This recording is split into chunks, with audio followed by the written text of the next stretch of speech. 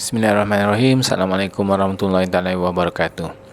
Video ini akan menunjukkan bagaimana kita hendak membuat senarai kandungan untuk dokumen-dokumen yang panjang. Sebagai contoh, laporan projek tahun akhir. Senarai kandungan biasanya kita buat secara manual, tapi sepatutnya jika kita menggunakan contohnya Microsoft Word ataupun apa-apa saja perisian yang untuk membuat dokumen, kita boleh buat senarai kandungan secara automatik. Objektif untuk video ini ialah untuk bina senarai secara berikut secara dinamik. Senarai kandungan, senarai jadual, senarai rajah, senarai rujukan. Menggunakan, jika di Microsoft Word kita menggunakan style. Okey. Tapi untuk video ini ditunjukkan untuk buat senarai kandungan sahaja.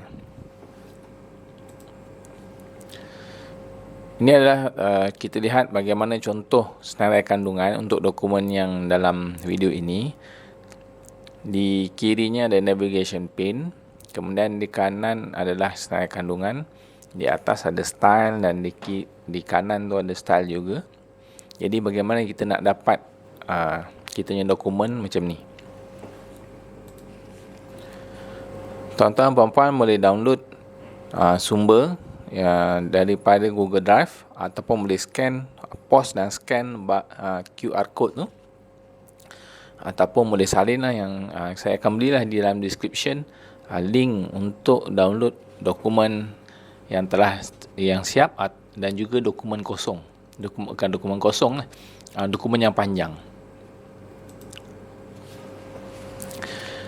Kita akan buat latihan ini. Dalam video ini kita akan lihat secara asasnya kepada style.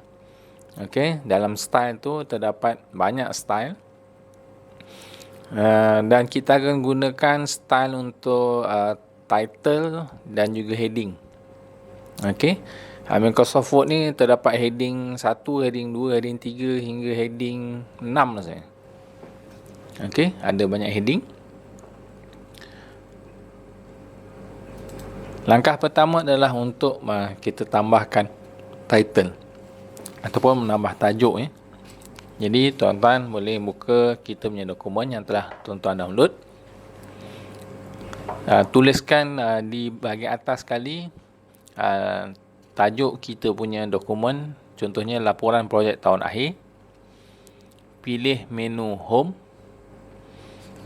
kemudian cari tab untuk style, pilih style title. Okey. Pastikan yang step pertama tadi, cursor tu di bahagian tajuk tu lah, pada paragraf tajuk tadi. Okey, akan menghasilkan seperti dalam video ni lah. Langkah berikutnya, kita akan tambahkan heading 1 ataupun add heading 1 menggunakan style. Cara-caranya, kita contoh tulis di situ heading. Untuk heading yang pertama kita tambah abstract. Kemudian pastikan cursor berada di perenggan abstract tu. Kemudian pilih menu home, pilih tab styles, pilih tab sub-step. Nak kata apa, dalam style tu pilih heading 1. Kemudian akan menghasilkan kita punya abstract tu mengikut style yang kita pilih. Dan style tu adalah menunjuk kepada heading 1. Okey. Kemudian kita tambah lagi tajuk berikutnya, contohnya pengenalan. Kita jadikan pengenalan ini juga sebagai heading 1. Jadi pastikan kita punya cursor pada perenggan pengenalan. Pilih menu home, pilih tab styles, kemudian pilih heading 1. Okey. Berikutnya kita akan tambah heading 2. Heading 2 ni adalah sub kepada heading 1.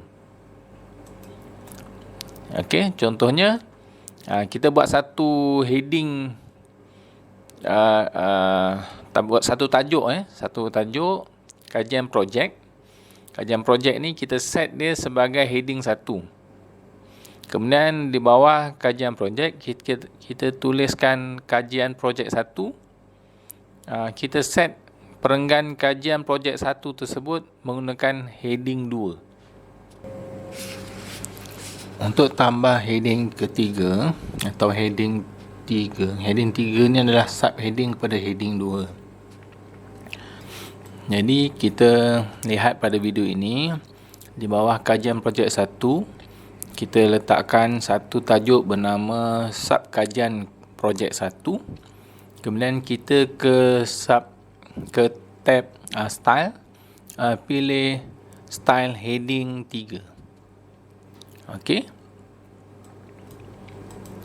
Kemudian untuk memudahkan pencarian, kita tambahkan muka surat di dalam page kita. Dalam setiap muka surat, pilih menu insert, pilih tab page number, pilih saya nak letak di bottom of page, pilih yang simple, plain number. Kemudian akan ditambahkan number di bahagian kanan, bawah kanan setiap muka surat. Langkah berikutnya adalah untuk memasukkan senarai kandungan ataupun nak tambahkan table contents. Jadi cara-caranya, kita naik semula ke atas, ke page pertama lah.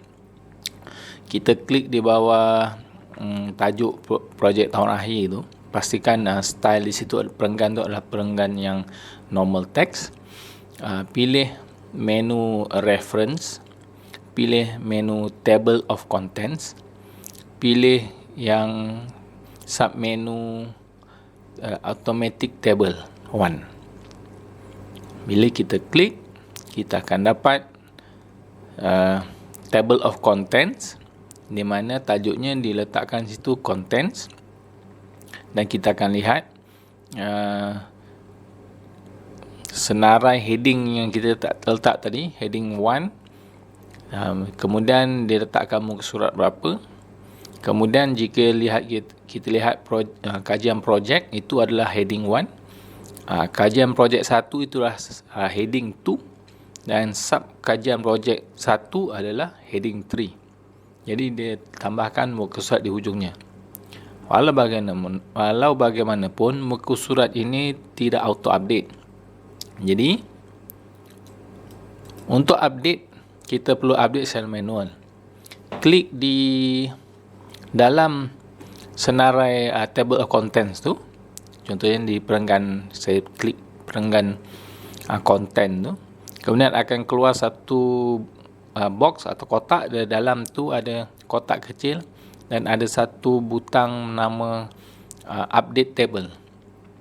Kita klik butang update table, dan jika ada apa-apa perubahan pada muka surat, ia akan ataupun perubahan pada tajuk-tajuk heading, dia akan updatekan di dalam senarai konten ini. Untuk melihat menambahkan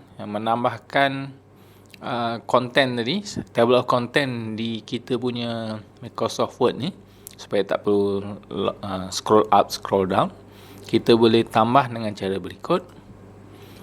Pilih menu view, pilih tick, pergi ke tab show. Kemudian ada satu checkbox bernama navigation pane. Kita tick navigation pane, kita akan dapati satu navigation pane ditambah di kiri Word, di kiri Microsoft Word. Dia akan senaraikan semua heading-heading yang kita telah buat tadi, daripada abstract, pengenalan dan berikutnya. Okey, walau bagaimanapun di sini konten tidak termasuk dalam ni, sebab konten ni kita belum jadikan dia sebagai mengikut style heading 1 atau heading 1. Okey, memudahkan jika ada navigation ni. Kalau kita ada 100 muka surat atau 1000 muka surat, kita boleh senang nak navigate di sini lah. Di heading ni kita klik, kita boleh terus pergi ke muka surat yang kita kehendaki.